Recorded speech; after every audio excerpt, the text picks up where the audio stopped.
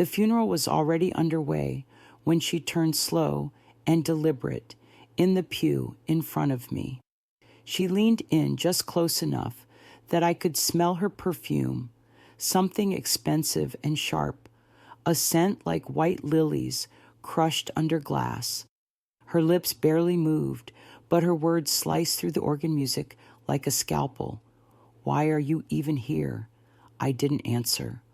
My throat closed. I couldn't tell if it was grief or something far older, something made of years of silence and overlooked presence. I just stared back at her eyes, wide, clutching the folded paper in my pocket. The will, his will, the one he'd sent me 3 weeks before he died, in an envelope with a post-it that simply read, "In case she forgets."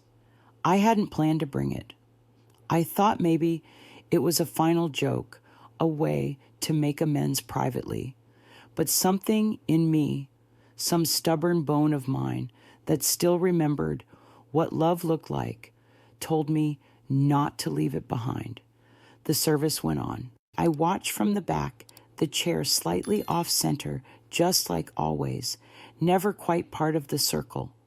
People spoke, old colleagues, a neighbor who brought him soup every Sunday, his golf buddy, his pastor. His wife wept in the front row, dabbing her eyes like it was choreographed.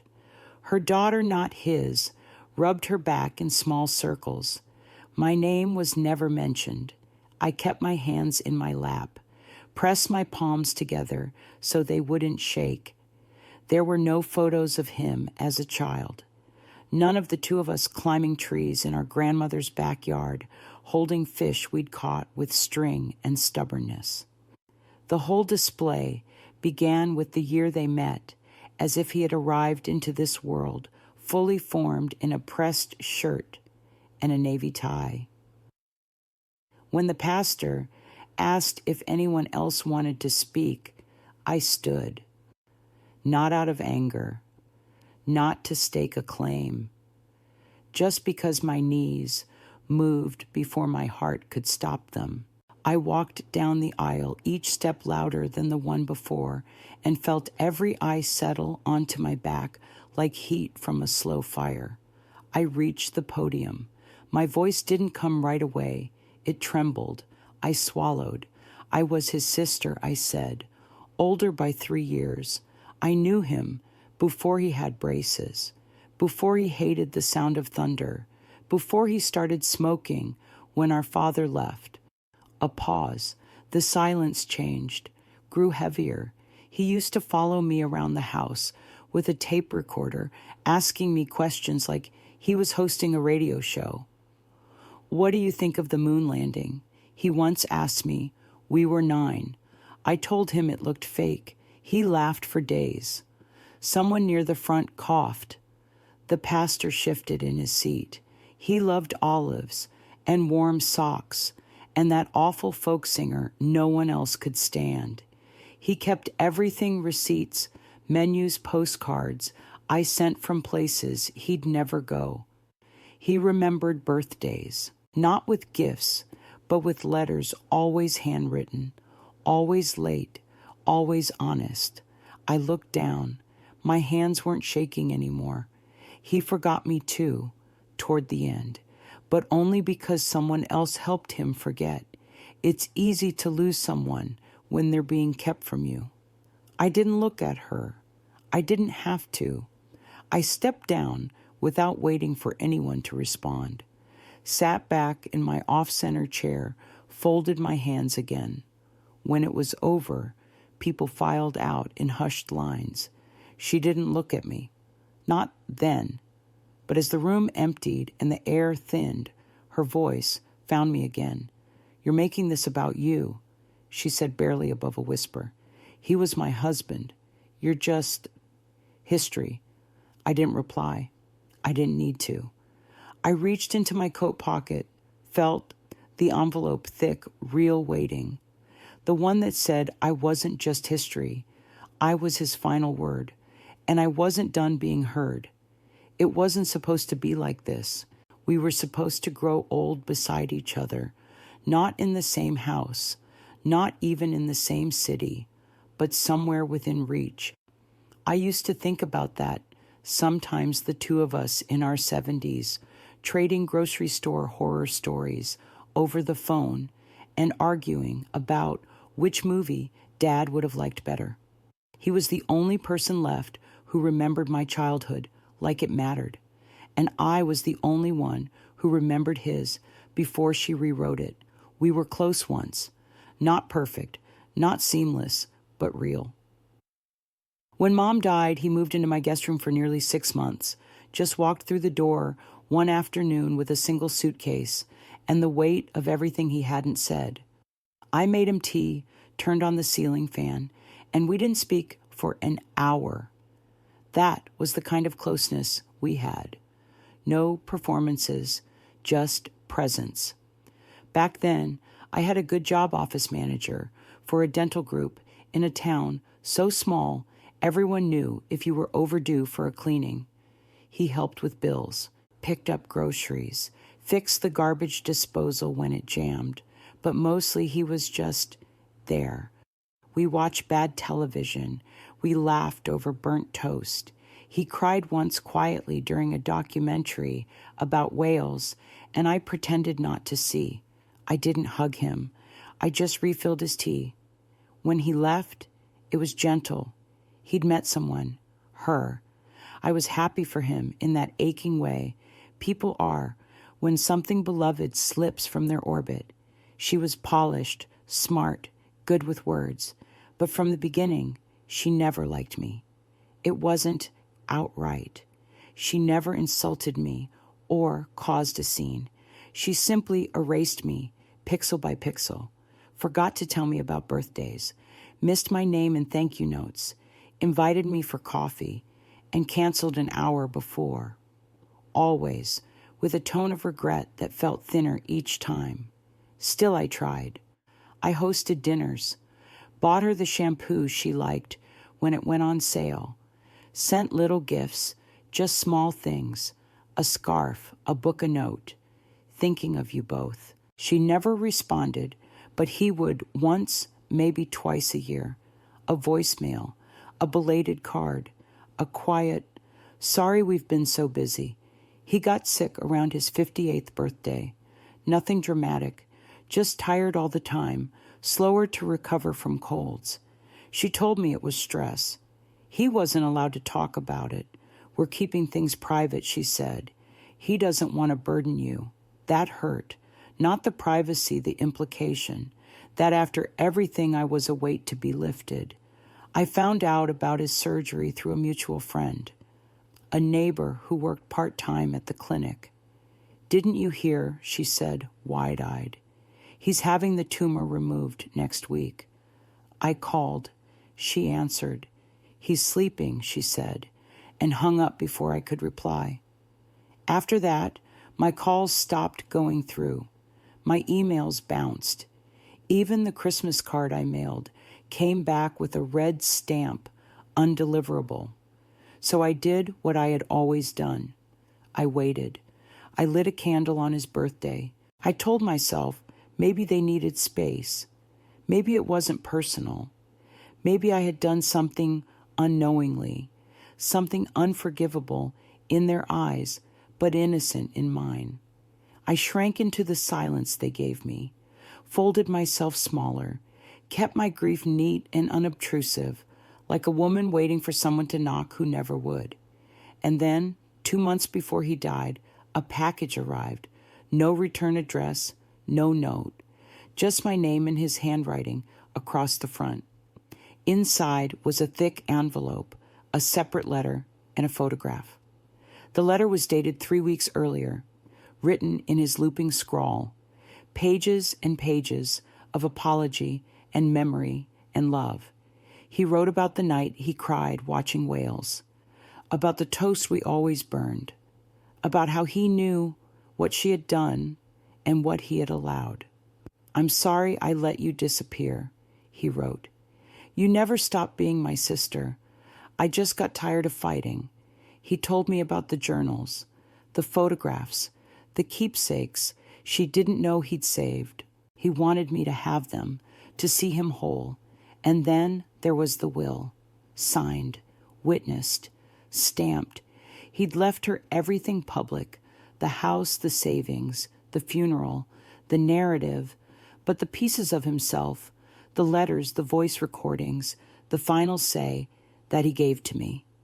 Not for revenge, not for righteousness, for remembrance, because no one else knew how he used to hold his breath when we drove through tunnels, or how he once dyed his hair orange in college and swore it was strawberry blonde, or how he wrote poems he never read aloud.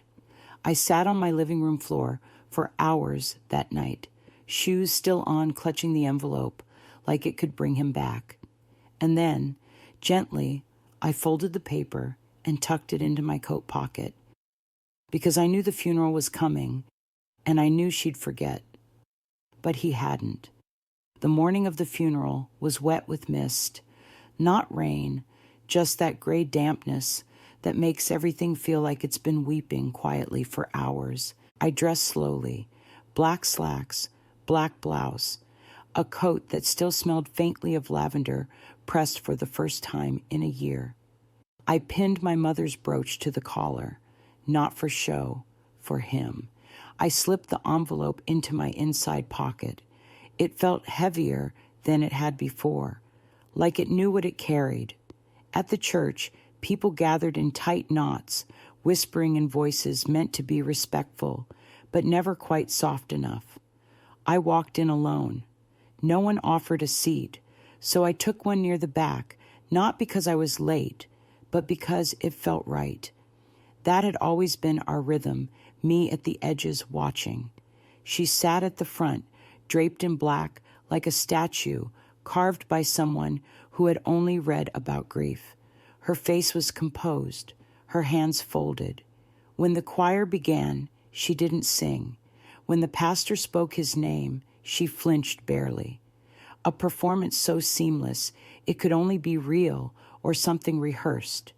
When I stood to speak, I saw the ripple move through the room, heads turned, brows raised. She didn't move, just stared straight ahead, her profile as sharp as the words I knew were coming. I spoke anyway, not to them, to him, but it was after, in that quiet space between eulogy and burial, when the real wound opened. The reception hall buzzed with polite conversation. Someone handed me a plate, a triangle of sandwich, a cookie coffee I didn't ask for. I stood in the corner beneath a framed cross-stitch of a hymn I didn't recognize. That's when she approached. Her heels clicked against the linoleum like a clock ticking down. "You had no right," she said, voice low, but not hushed. I turned. To what? To stand up there. To act like you were still anything. I didn't answer. She stepped closer. "You weren't there. You weren't part of his life these last few years. He chose no." I said, calm as a stone in water. "You chose." Her eyes narrowed. "Excuse me." "You answered his phone. You sent back my letters. You told people I'd moved. You erased me." She blinked, just once. "He was sick. He needed someone who knew who he was before you decided who he should be." That silenced her, not because I'd won, but because the truth has a certain weight, and sometimes even the strongest arms can't hold it up. She looked around, maybe to see who was watching, maybe to see if anyone would interrupt. No one did. Then she leaned in closer than before, her breath warm with coffee and control. "Why are you even here?" I didn't flinch. I reached into my coat slowly, like drawing breath, and placed the sealed envelope into my hand. I didn't give it to her, just held it between us. "I have my reasons," I said. Her eyes dropped to the envelope, flicked back up. Something in her jaw shifted, not fear, not even surprise, just the faint edge of uncertainty. I didn't move. Neither did she. Then someone called her name, a woman in pearls and pity. She turned, composed herself, and walked away. I was left standing there, surrounded by other people's memories, other people's versions of him, but I had the one he'd left me. I didn't open it there. I waited. That night, back in my apartment, I laid it on the kitchen table, lit a candle, brewed a cup of tea, the way he used to, too strong, no sugar. I opened the envelope like it was a sacred thing. Inside was a second letter, shorter, dated a week after the first. He must have sent them separately, worried one might not reach me. If she doesn't let you speak, he wrote, you don't need to say a word. Just show them this. It's enough. He'd written my full name in block letters, said I was to receive his journals, his recordings, the old tapes of our radio shows, said I was the keeper of memory, the custodian of the pieces he knew she'd discard. He had signed it with a flourish, like he used to on Christmas tags. With love, always. Daniel. I pressed the paper to my chest, closed my eyes, felt the tear slide down my cheek. He was gone, but not lost, and neither was I. The will wasn't complicated. It was typed clean, witnessed by two men I didn't know, and folded neatly in the center of the envelope. The language was standard, almost cold, until it wasn't. There was a section labeled Bequests and Wishes. That's where he found his voice again. To my sister Claire, it began. Seeing my name in ink made my breath hitch. Not just the name, the weight it carried, still tethered to him in death. You are the only one who ever knew me before I was expected to perform being someone else. You reminded me who I was when I forgot, and I forgot often. I read it aloud to myself in the kitchen, like scripture voice, trembling. I leave you my journals, all 24 volumes, which I've kept hidden in the basement crawl space behind the furnace. You'll find them in the green bin with the Christmas lights. I also leave you the cassette tapes we made as kids, the letters I wrote and never mailed, and the photo album marked unseen. These things are yours. They always were. There were instructions, a combination to his desk drawer, a key taped behind the bookshelf, a post office box with one last package to retrieve. But more than that, there was an apology. I should have fought harder, but I got tired, and you weren't supposed to have to fight too. I pressed my hand to my chest. My heart was moving like it had somewhere to be. The next day, I called the attorney, a man named Feldman. He was polite, measured, told me the original documents had been filed, the signatures validated, the bequests recorded. I asked if his wife knew. He hesitated. She's contesting the estate, he said finally, but not this part. She doesn't know it exists yet. I nodded, though he couldn't see me. She's requested a reading. Standard procedure. Would you like to attend? I paused. My instinct said no. What did I need from her, from anyone? But the truth was, I needed a room full of witnesses. Yes, I said. I'll be there. The reading was set for the following Thursday, in his office, neutral and sterile. I arrived 10 minutes early, sat alone with a plastic cup of water and the faint hum of fluorescent lights. The walls were beige, the carpet beige, even the air felt beige. She arrived 5 minutes late, dressed in gray, this time with a black handbag clutched like a shield. Her daughter, the one not his, followed behind expression carved from judgment. We didn't speak. The attorney entered, greeted us, sat, and without preamble began reading. Most of it was unsurprising. Assets, property, financial matters, all designated to her. She nodded along, chin tilted just slightly upward, like this was confirmation of her place, her role, her victory. Then Feldman paused. There is an additional addendum sealed until today. filed privately by Mr. Whitmore 3 weeks prior to his passing. He unfolded the paper. I watched her jaw tighten. It concerns personal effects as well as a separate set of materials specified for a designated individual. Her voice was sharp. What materials? He didn't answer. Just read. To my sister, Claire Whitmore. Her head turned, slowly, deliberately. I leave the entirety of my written personal record journals, letters, recordings, and photography. These items are not to be altered, edited, or withheld. They are hers, because she remembered me before memory was something I had to borrow from others.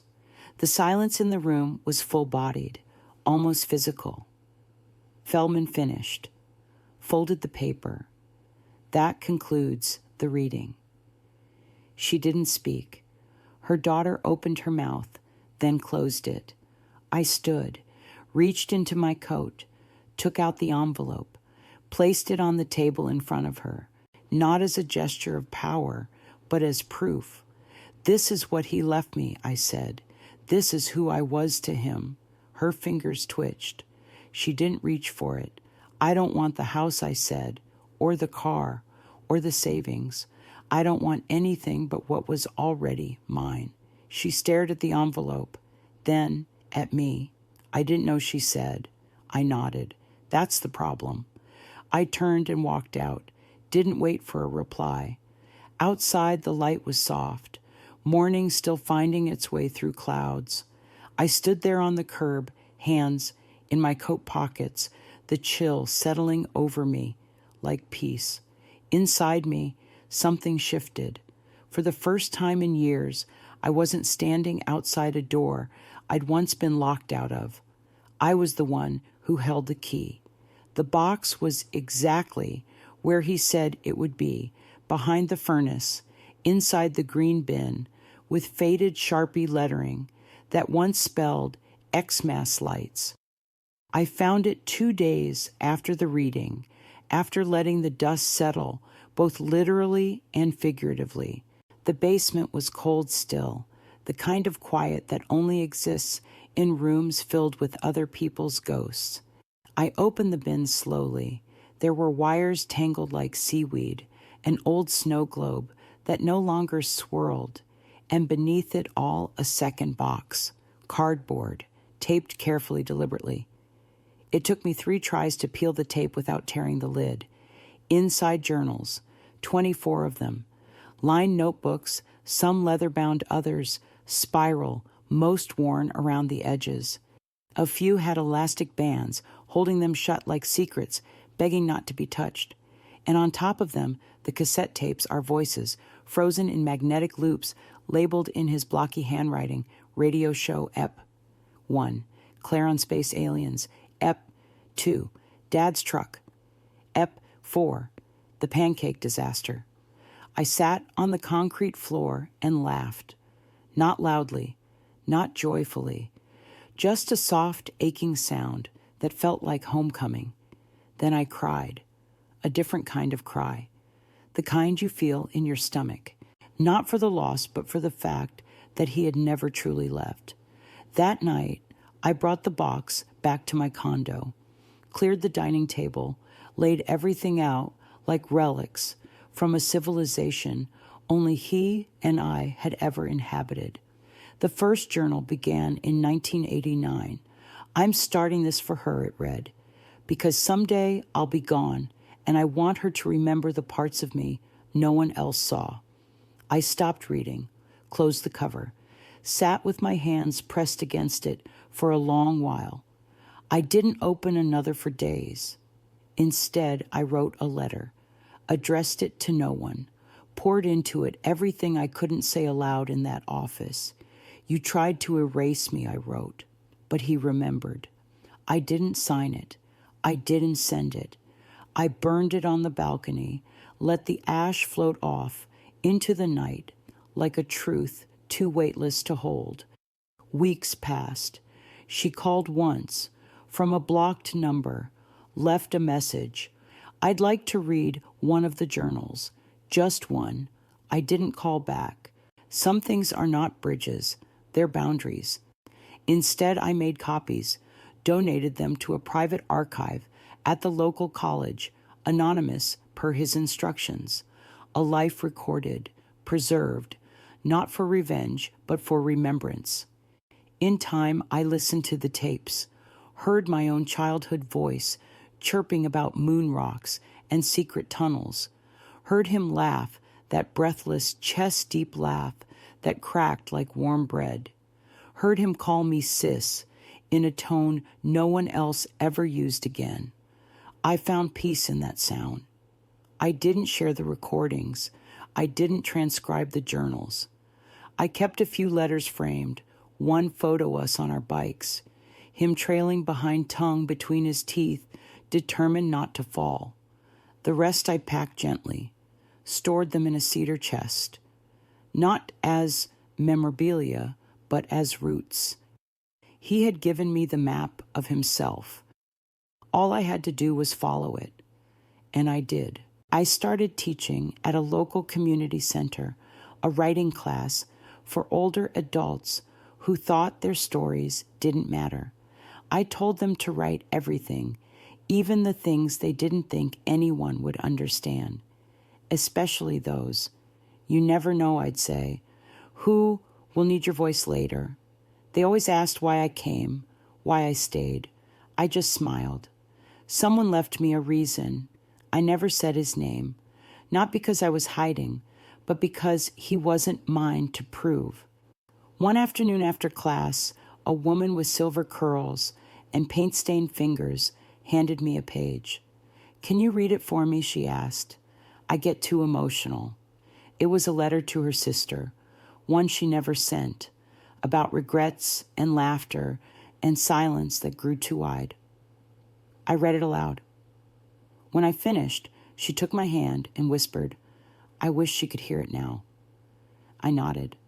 She does. We sat together in that quiet, two women holding grief, not as pain, but as legacy. Outside, the sun was setting. The light came in soft, golden slow, like forgiveness, like memory finding its way home. Time, I've learned, doesn't heal. It sifts, it filters, it wears down the jagged edges of memory until what remains is either too soft to hurt or too necessary to forget. Months passed, and I stopped marking the days. I no longer counted the weeks since the funeral, or the number of times I'd reached for the phone to call him, only to remember. Grief wasn't loud anymore. It had become a hum in the background, like the sound of the refrigerator at night, always there, but no longer demanding to be noticed. I spent my mornings in the small park near my building. There's a bench beneath an oak tree that creaks when the wind hits just right. That's where I went to read his journals, one at a time, slowly, like I was catching up with an old friend who spoke in ink. Each journal was a different decade of him, his 20s full of restlessness and strange jobs, temp work, music, gigs, bartending, his 30s when he met her, the slow drift into a life that looked good from the outside but felt increasingly hollow. He never blamed her, not outright, but the spaces between the sentences told their own truths. "She doesn't understand silence," he wrote once, "needs noise to feel seen. But I am made of quiet." I understood that too well. I kept a notebook of my own, not a journal, not in the same way, more like responses to his words, lines I wanted to say aloud if he were sitting beside me again. "Yes, I remember. The pancakes. No, you didn't imagine it. She was pulling away even then. I'm still here. I never thought anyone would read them. That wasn't the point." Then one day, a letter arrived. No return address. Just my name in familiar handwriting. Not his, of course. Hers. Inside was a single sheet of paper. Thick. Cotton. The kind used for announcements or apologies, too heavy for email. I found the recordings it began. I listened to one. The one about the pancakes. I froze. I heard his laugh. The one I never understood. I see now it wasn't mine to understand. He belonged to you in a way I never touched, and maybe that scared me. There was no signature, just a line at the bottom. I'm sorry I kept him from you. He deserved better. So did you. I folded the letter once, tucked it into my own notebook between a reply I had written weeks earlier, one that ended with, I hope someday she hears him the way I did. That night, I sat on the floor of my living room and played one of the tapes, episode 12. We were pretending to be detectives. He was using a fake British accent. I was giggling so hard I couldn't breathe. He called me chief, and I told him he was fired for losing the jelly bean evidence. It was nonsense, and it was everything. I let the tape play through twice. On the second run, I closed my eyes and mouthed the words along with him, not because I memorized them, but because they had memorized me. At the end, his real voice broke through, not the character, not the game. Love you, sis. Don't forget to record again tomorrow. I want to talk about dreams. And then static, the kind that fills your ears when something ends too soon. I didn't cry. Not that time. I just sat there wrapped in the warmth of being remembered. That's the part they never tell you, that being remembered truly and deliberately is the closest thing to resurrection we ever get. I didn't respond to her letter. Not yet. Maybe not ever. It had said what needed saying, and more importantly, I didn't need more. Forgiveness doesn't require ceremony. It requires capacity. And I was finally full enough to let go. There's a kind of silence that feels earned.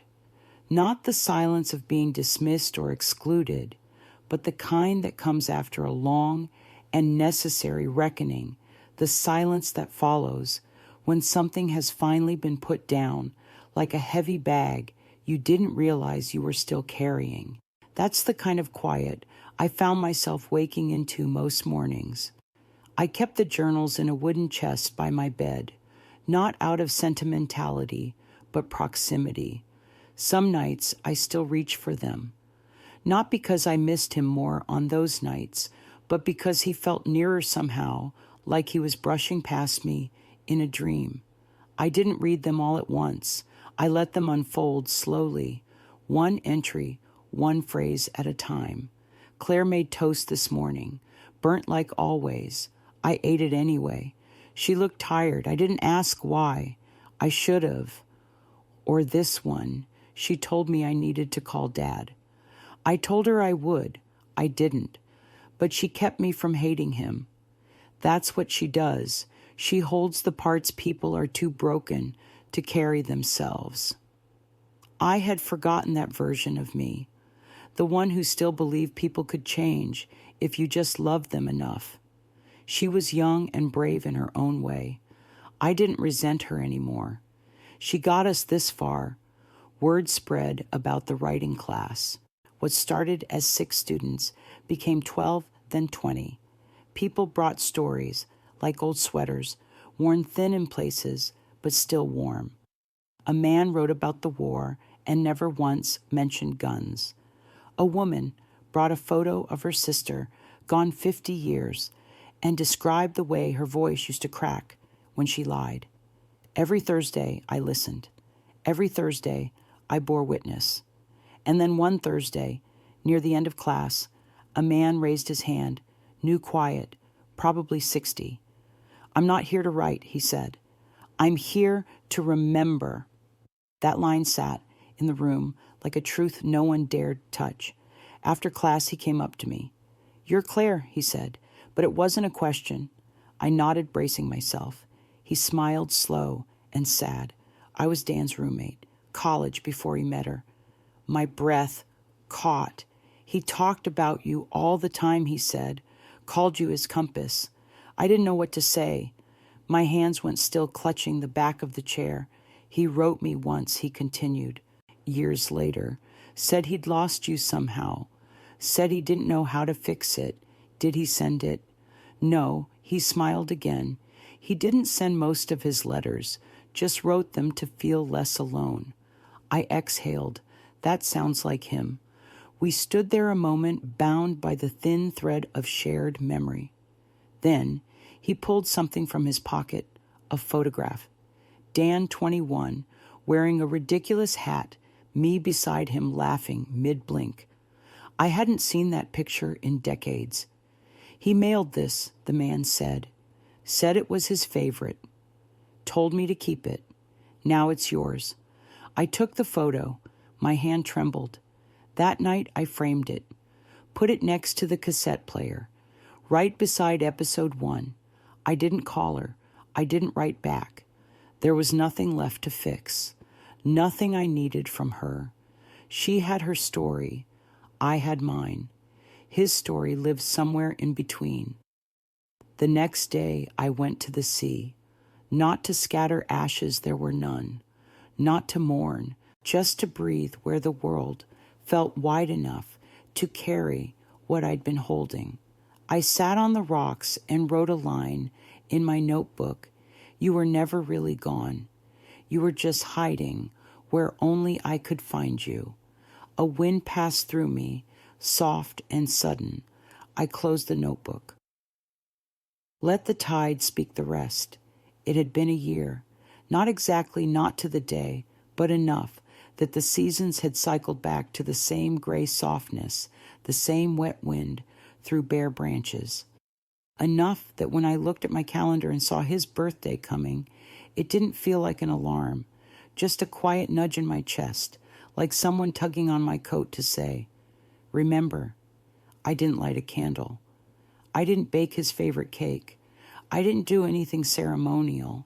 I took a walk, down to the same park bench, beneath the oak tree, now stripped bare. The leaves had all fallen, and the ground was soft with decay, but the seat was dry. I sat down, unzipped my coat, took out the journal I'd been writing in since the day of the funeral, not his, mine. The pages were uneven, full of scribbles and notes in the margins, the handwriting different on different days, depending on how much sleep I'd had or how still my hands were. But they were mine. I wrote about the class, the people, the stories that bloomed under fluorescent lights and lukewarm coffee. I wrote about the way one woman described grief as a balloon tied to a chair, always there, bobbing gently, waiting to be noticed. I wrote about dreams I didn't understand, about silences that no longer scared me. I wrote about him, less now but still, and then I flipped back to the first page, to the place where I had scrawled almost angrily, "Why did you leave me behind?" I looked at that line for a long time. Then, in the margin, I wrote, "You didn't. You left me a path." I closed the journal and leaned back, eyes closed. The wind touched my face like breath. Later that week, I received a package. No name on the return label, just an address I recognized, the one they used to share. Inside, a small box wrapped in tissue. A cassette, one I hadn't seen before, labeled in his handwriting for Claire. Not a show. I stared at it, heart slow and loud in my chest. I didn't have a tape player at home anymore. The old one had finally died, and I hadn't replaced it. But I knew a place.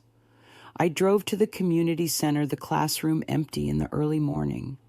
The old player was still in the supply closet, dusty and loud when it clicked to life. I pushed the tape in, pressed play, silence, then his voice. "This isn't a game. No characters, no jokes, just me, a breath." I didn't know how to say goodbye, not in a way that didn't feel like erasing. So I wanted to say thank you for staying, for remembering who I was when I forgot, for letting me go even before I deserved it. My eyes burned. I don't know what happens next, but if there's anything after this, I hope it looks like us on the porch, drinking tea too late at night, laughing about aliens and burnt pancakes. Static. Then Love You, Chief. The tape clicked to an end. I didn't cry. I just sat there, surrounded by chairs that had held other people's stories, and let the peace wash through me like warm water. Afterward, I rewound the tape gently, carefully. I placed it in a small wooden box and locked it, not to keep others out, but to remind myself that some things are sacred, not because they're hidden, but because they're kept with care. That night, I stood on my balcony again. Same sky, same stars, same silence. But inside me, everything had shifted. I no longer needed to be remembered. I already was. Spring arrived in a hush, not with flowers or sunshine, but with a subtle change in the air, a warmth beneath the wind, a softness in the light. I didn't mark it with a date, just noticed one morning that I no longer shivered when I stepped outside. There's something unspoken about surviving. No fanfare, no ceremony, just the quiet noticing that the ache has dulled, the shadow has receded, the breath comes easier. One morning I found myself humming in the kitchen, nothing specific, just a tune. I caught it halfway through a slice of toast, burnt of course, and laughed. Not at the memory, but at the continuity. I hadn't even realized it was happening.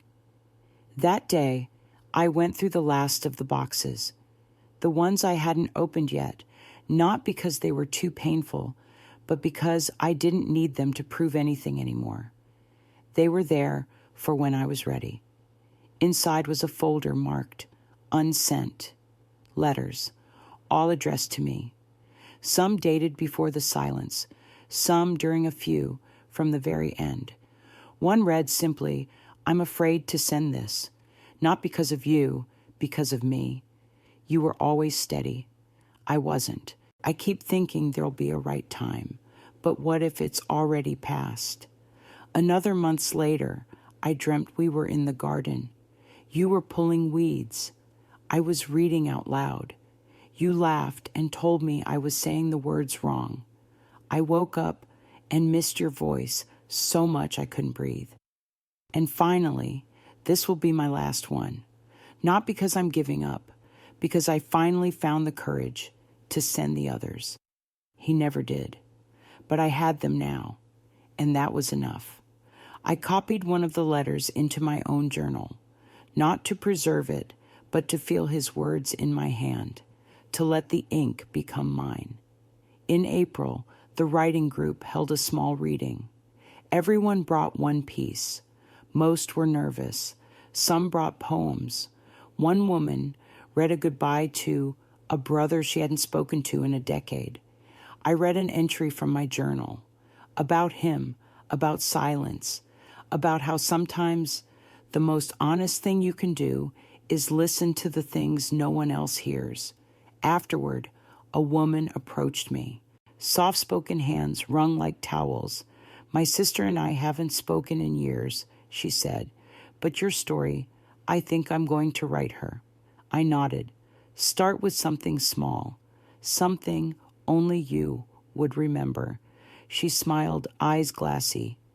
"He was lucky to have you." I shook my head. We were lucky to have each other, even when we didn't know it. That night, I sat on my balcony, a cup of tea, in hand, the cassette player beside me. I didn't press play. I didn't need to. I knew every word by heart. The wind stirred my hair. The city lights blinked in the distance like a Morse code I hadn't yet deciphered. And somewhere beneath it all, I felt him not haunting, not hovering, just held. Not everyone gets that, but I did. And that was enough. Some treasures had been recovered.